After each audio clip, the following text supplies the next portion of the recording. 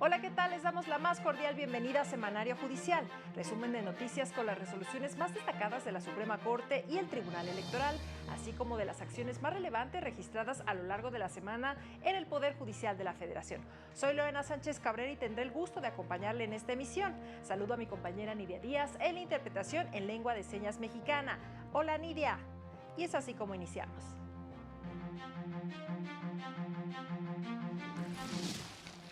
El acceso real y efectivo de los mexicanos a la justicia no es negociable, afirmó la ministra presidenta Norma Lucía Piña. No viola la seguridad nacional revelar el número de vacunas caducadas contra el COVID-19, determinó la Suprema Corte. Por violar la autonomía reproductiva de las mujeres, la primera sala de la Corte invalidó disposiciones de Aguascalientes que criminalizaban el aborto. La segunda sala de la Corte invalidó decreto de reformas a la Ley Federal de Cinematografía que desaparecían el Fidecine.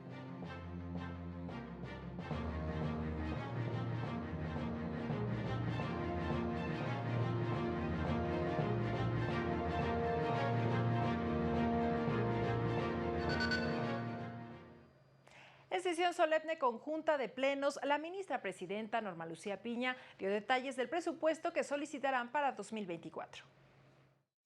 La ministra presidenta de la Suprema Corte de Justicia y del Consejo de la Judicatura Federal, Norma Lucía Piña Hernández, presentó el proyecto de presupuesto para el Poder Judicial de la Federación para 2024.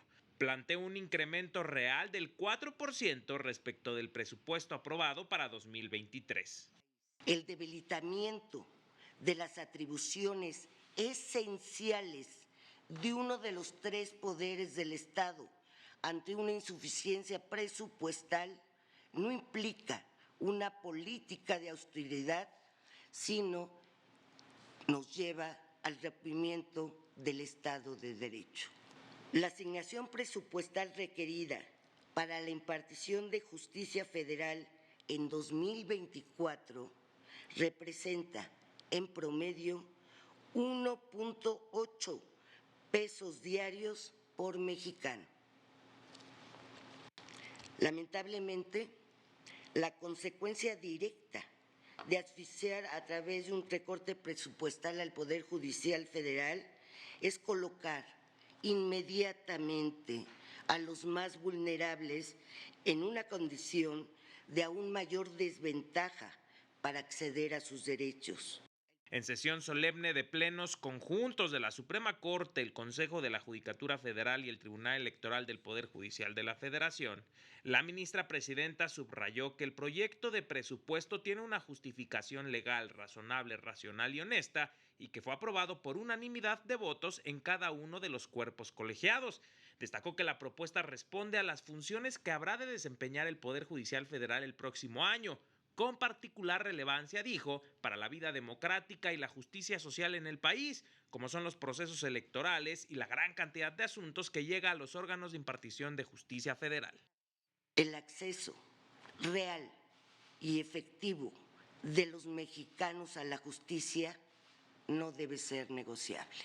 Desde el Poder Judicial Federal reiteramos nuestro compromiso con México, no solo de someter todas nuestras actuaciones al marco legal y constitucional que nos rige, sino también de hacer valer la fuerza vinculante de nuestra Constitución para así no dar ni un paso atrás en la tutela de la dignidad de las personas.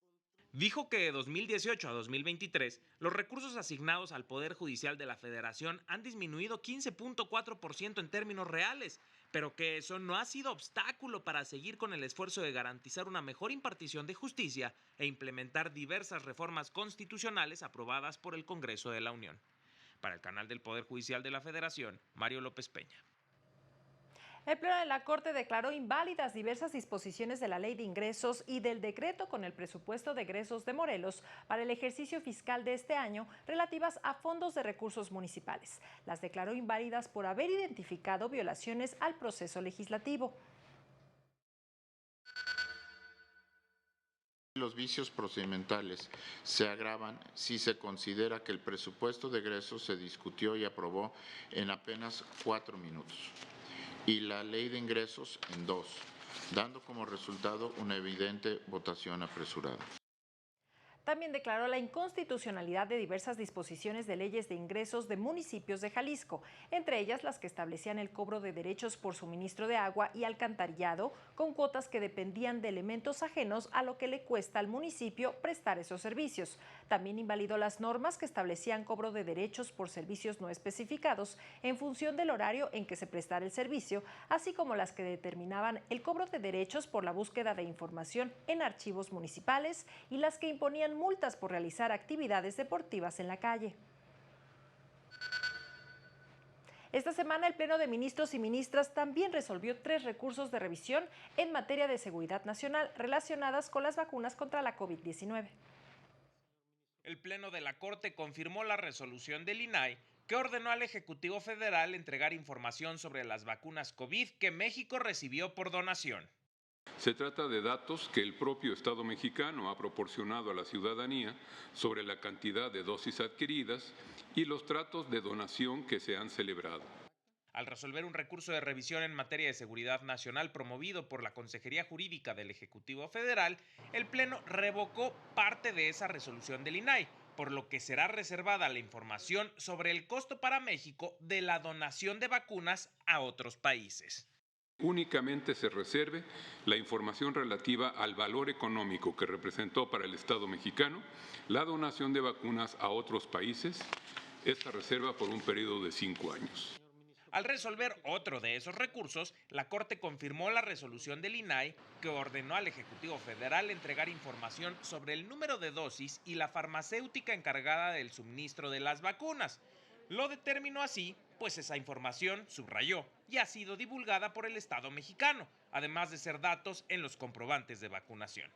En el tercer asunto, la Corte también confirmó la resolución del INAI que ordenó al Ejecutivo Federal entregar información sobre el número de vacunas no administradas y las que caducaron, también por ser información que ha tenido un tratamiento público. Para el canal del Poder Judicial de la Federación, Mario López Peña. Y con el fin de promover que la población en general reconozca en la Corte a una institución que acompaña a las personas cuando se vulneran sus derechos, se lanzó la campaña #LaCorteContigo, con la que busca que la población identifique al máximo tribunal del país como la cabeza de un poder público, cuyas acciones pretenden garantizar el respeto y reconocimiento a las libertades ciudadanas, y con ello robustece la confianza de la sociedad en la Suprema Corte de Justicia de la Nación. Soy opinión. Soy lo que creo. Soy las cenas en familia. Soy la clase de historia. Soy nuestra canción. Soy lo que leo. Soy tu abrazo. Soy la vacuna, aunque duela un poquito. Soy el beso a mi novia. Soy lo que pienso. Soy el baile de los jueves. Soy mi gente. Soy mi chamba. Soy los viajes por carretera. Soy derechos y libertades. Soy la Constitución. La Corte contigo. La campaña busca que las personas identifiquen que una vida digna depende del cabal ejercicio de nuestros derechos, mismos que son protegidos por la Corte a través de sus sentencias. Y justamente las salas de la Corte resolvieron asuntos relacionados con la interrupción del embarazo y el apoyo al cine. La primera sala de la Corte declaró inconstitucional la penalización absoluta del aborto en Aguascalientes. También invalidó disposiciones relativas a la sanción y suspensión en el ejercicio de profesión u oficio de personas médicas, cirujanas o parteras que realizaran el aborto, así como porciones del artículo relativo a la exclusión del aborto doloso. El efecto de la resolución es que el Congreso local derogue las porciones normativas antes de que finalice el periodo ordinario de sesiones en que se le notifique la sentencia de este asunto. En otro tema, la primera sala resolvió que es posible demandar por la vía mercantil el cumplimiento de un contrato de renta de bien inmueble. Determinó que deberán dirimirse en la vía mercantil los conflictos derivados de actos de comercio, entendidos estos actos como aquellos previstos expresamente en el Código de Comercio, o que, sin estarlo, se celebraron con el propósito de especulación mercantil. Por otra parte, determinó que el artículo 2947 del Código Civil de Puebla vulnera el derecho a la propiedad al establecer que la hipoteca constituida por el propietario aparente de un inmueble es válida, aunque después se declare nulo el título de propiedad con base en el cual se constituyó ese gravamen. La segunda sala de la Corte determinó que es inconstitucional que se haya eliminado el Fondo de Inversión y Estímulos al Cine, conocido como Fidecine, que fue eliminado mediante un decreto que modificó, entre otras, la Ley Federal de Cinematografía. La sala destacó que ese fondo era el único mecanismo previsto en la ley que garantizaba el acceso y participación permanente en la industria cinematográfica, que forma parte del derecho a la cultura reconocido en la Constitución Federal. En otro asunto, validó los requisitos de la ley del ISSSTE para tener derecho a una pensión por cesantía de edad avanzada bajo el anterior régimen de seguridad social. Esto en lo relativo a que la persona trabajadora debe tener por lo menos 60 años cumplidos al momento de la separación del servicio y acumular un periodo mínimo de cotización de 10 años ante el instituto. Para el canal del Poder Judicial de la Federación, Mario López Peña. El Consejo de la Judicatura Federal publicó el acuerdo que reforma las disposiciones del propio Consejo en materia administrativa en relación con las licencias de paternidad y de adopción. Las reformas establecen que los servidores públicos tendrán derecho a que se les otorgue una licencia de paternidad con goce de sueldo por el periodo de 90 días naturales. Este beneficio también se otorga a las personas servidoras públicas a quienes se conceda la adopción de un infante, así como a las madres y padres por gestación subrogada. Y con esta información es momento de hacer una pausa, pero regresamos con más noticias a Semanario Judicial. Al regresar, para ser juzgador hay que tener convicción y el anhelo de resolver los problemas de los más necesitados.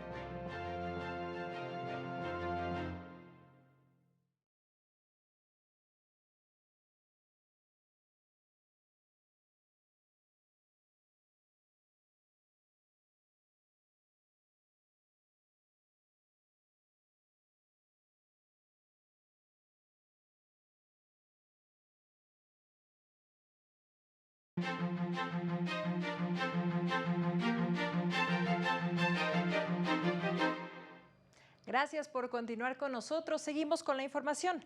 La Escuela Judicial celebró su 45 aniversario con una serie de conferencias sobre la importancia de la capacitación y la independencia judicial. El Consejo de la Judicatura Federal inauguró el encuentro Escuela Judicial, 45 años al servicio de la profesionalización judicial. La ministra en retiro Margarita Luna Ramos y el ministro en retiro Mariano Azuela Huitrón fueron los que inauguraron el evento. Esta escuela continuará evolucionando positivamente en la formación integral de los impartidores de justicia para que con su actuación ética, profesional, comprometida con la excelencia, continúen contribuyendo de manera determinante en la consolidación de nuestra democracia. Que esto se cimenta en jueces que sean profesionales y que esa profesionalidad los lleve a buscar siempre la justicia. El evento se realizó en la Escuela Federal de Formación Judicial, cuya directora, Josefina Cortés Campos, envió un mensaje. Que la idea, la visión, la estrategia de esta escuela avance en el rumbo de consolidarnos como una institución educativa dirigida a la profesionalización judicial y al desarrollo de la investigación estratégica. En el encuentro, que durará 3 días, también estuvieron presentes consejeras y consejeros de la Judicatura Federal, así como ministras y ministros. Para el canal del Poder Judicial de la Federación, Miguel Nila Cedillo. Y en este mismo evento, el ministro Javier Lainez habló sobre la carrera judicial. El ministro Javier Lainez Potisek aseguró que es necesario fortalecer la capacitación y revisión de los perfiles de personas que integran la carrera judicial ante el desarrollo de los recursos para que la ciudadanía acceda a la justicia.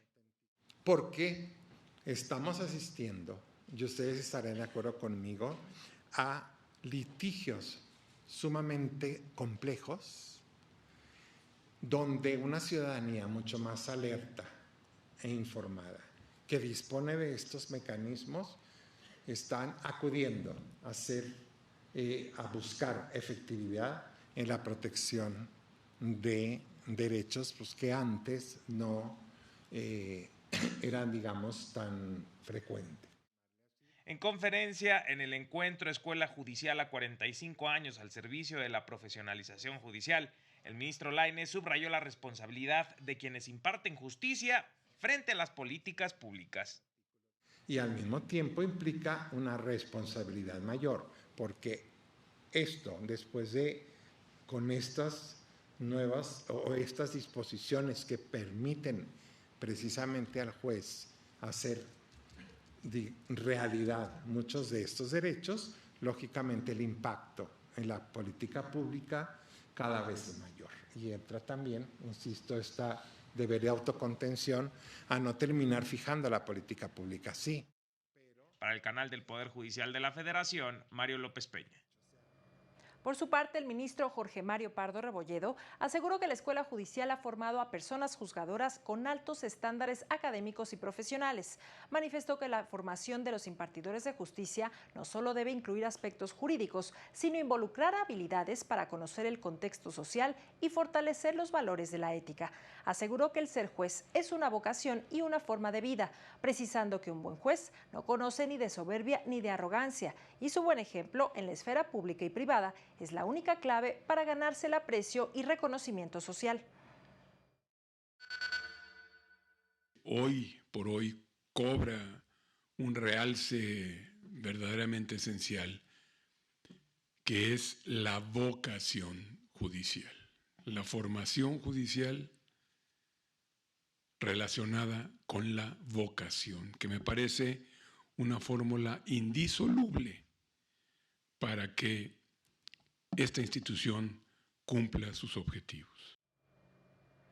En más noticias, consejeros y magistrados destacaron la importancia de compartir experiencias para mejorar la impartición de justicia. Consejeros de la Judicatura Federal encabezaron la conferencia Transparencia, Rendición de Cuentas y Buen Gobierno. Hoy los poderes judiciales se ubican en un momento coyuntural de importantes oportunidades donde resulta indispensable compartir experiencias y retos para generar la mejor versión de la impartición de justicia. El Poder Judicial de la Federación no puede existir sin la confianza y la fe de las personas. Temas relevantes en el marco del encuentro Escuela Judicial 45 años al servicio de la profesionalización judicial. Esta finalidad de utilidad pública tiene que ver con que sea comprensible la información para toda la ciudadanía. Tenemos que tener apertura institucional, ir más allá de la divulgación de la información, sino alcanzar como objetivo la inclusión. Participó también el magistrado de circuito Jean-Claude Trompetit. El juez debe, en todo caso, de abrir la secrecía de esa información y darla a conocer para que exista efectivamente una real defensa por parte de los sujetos que están participando en el juicio. En el encuentro que se realizó en la sede de la Escuela Federal de Formación Judicial, intervino el profesor e investigador en Derecho José Roldán Chopa. Para el canal del Poder Judicial de la Federación, con información de Miguel Nila Cedillo, Luz María Sánchez. El Consejo de la Judicatura Federal publicó las listas de aspirantes a 3 concursos internos para la designación de magistradas y magistrados de circuito. Uno de ellos es exclusivo para mujeres y uno es para impartidores de justicia especializados en el sistema de justicia penal acusatorio. A los 3 concursos fueron aceptados 196 aspirantes para ocupar una de las 75 plazas disponibles, 25 por cada uno de ellos. Las y los aspirantes aceptados deberán presentarse el próximo martes 5 de septiembre en las instalaciones centrales de la Escuela Federal de Formación Judicial para resolver el examen escrito correspondiente a la primera etapa de los concursos. Y en el Semanario Judicial de la Federación se publicaron 90 criterios de distintos órganos jurisdiccionales. 12 son jurisprudencias y 78 tesis aisladas. En esta ocasión solo se publicó una tesis de la Suprema Corte que corresponde a la primera sala y que tiene por rubro individualización de la pena de prisión. Los juzgadores del sistema penal mixto deben fundar y motivar la sentencia cuando fijan un grado de culpabilidad equidistante entre la mínima y la media, más cercana a la primera. También se publican 6 precedentes, 4 fueron fijados por el Pleno al resolver diversas acciones de inconstitucionalidad y una controversia como el establecido en el expediente 113/2021 y acumulados, en el que determinó que el INAI tiene legitimación para promover la acción de inconstitucionalidad en contra de leyes en materia de archivos, o en la controversia 207/2021, en la que precisó que para impugnar omisiones por esta vía tiene que existir una conducta que deba ser cumplida y un artículo constitucional que así lo exija. De plenos regionales destaca un criterio que tiene que ver con la pérdida de la patria potestad por incumplimiento de la obligación alimentaria prevista en el Código Civil del Estado de Nuevo León. De tribunales colegiados se publicaron 78 criterios en diversos temas, entre ellos pensiones, caducidad del procedimiento laboral, burocrático y conciliación prejudicial, entre otros. Es momento de hacer una nueva pausa, pero regresamos con más noticias. No se vaya. Más adelante, el Tribunal Electoral se declara listo para garantizar comicios apegados a derecho en 2024.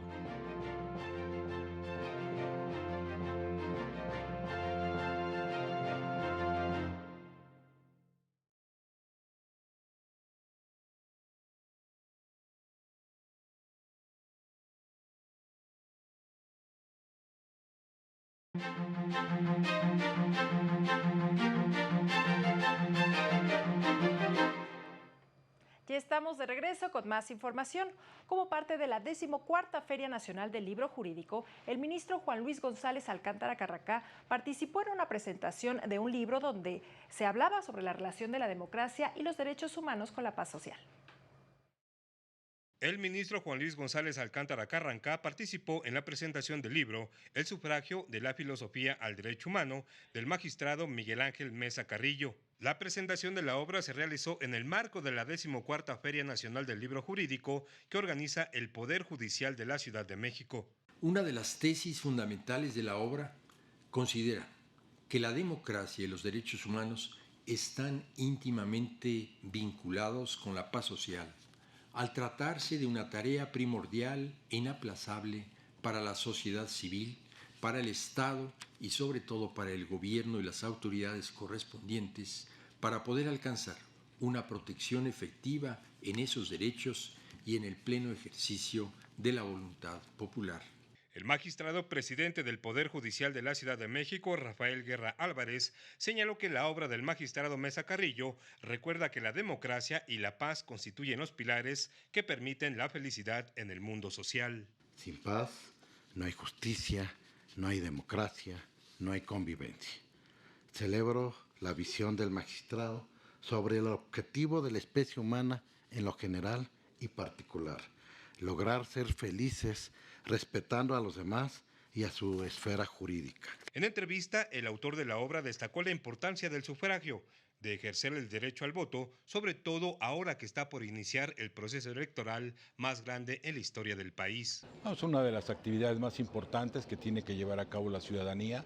No importa por quién se vote, sino hay que hacerlo y hay que estar muy informado para poder hacer el mejor voto para cada uno de los intereses de la ciudadanía. Resaltó que los tiempos electorales se han adelantado y que este fenómeno debe pasar por un nuevo rasero para que una vez que concluyan los comicios quede todo perfectamente normado a través de una reforma electoral. Para el canal del Poder Judicial de la Federación, Juan Carlos González. Vamos a otros temas. El Tribunal Electoral y el INE firmaron respectivos convenios de colaboración con el Centro de Estudios para un proyecto nacional alternativo que tienen como objetivo facilitar la observación a un grupo de especialistas durante los procesos electorales 2023-2024. El magistrado presidente del tribunal, Reyes Rodríguez Mondragón, aseguró que la observación electoral abona la confianza ciudadana en las instituciones y en el resultado de los comicios. La vigilancia de la ciudadanía organizada ha señalado los desafíos más apremiantes y han brindado recomendaciones sobre mejores prácticas y recomendaciones que se traducen en reformas electorales en su momento. Por su parte, la consejera presidenta del INE, Guadalupe Tadei, aseguró que incluso pueden surgir propuestas de reforma que sean necesarias en el marco de los procesos electorales. Acompañamos este proyecto porque nos permite finalmente divulgar resultados de esta observación puntual, profesional, específica que harán los que nos acompañan en esta mesa. Y también podremos de alguna manera corregir caminos, rumbos y demás. Y en más sobre estos temas, las autoridades electorales señalaron que se encuentran listas para hacer frente a la elección más grande y compleja en la historia democrática del país en 2024. México cuenta con instituciones de justicia electoral que son garantía, aún frente a la elección más grande en la historia democrática en nuestro país. Así lo señaló el magistrado presidente del Tribunal Electoral del Poder Judicial de la Federación, Reyes Rodríguez Mondragón, al inaugurar el Encuentro Nacional de Magistradas y Magistrados Electorales 2023, a una semana del inicio del proceso electoral. Una vez más, las autoridades electorales tenemos el reto de cuidar el proceso electoral. Estoy seguro que vamos a dar los resultados que la gente espera. También estoy seguro que la sociedad exige erradicar las malas prácticas, espera el cumplimiento de la ley y una actitud democrática de todos los actores políticos. Resaltó que cada peso invertido en la justicia electoral es un peso invertido en la paz social, en la calidad de nuestra democracia y en el afianzamiento de instituciones sólidas, capaces y experimentadas.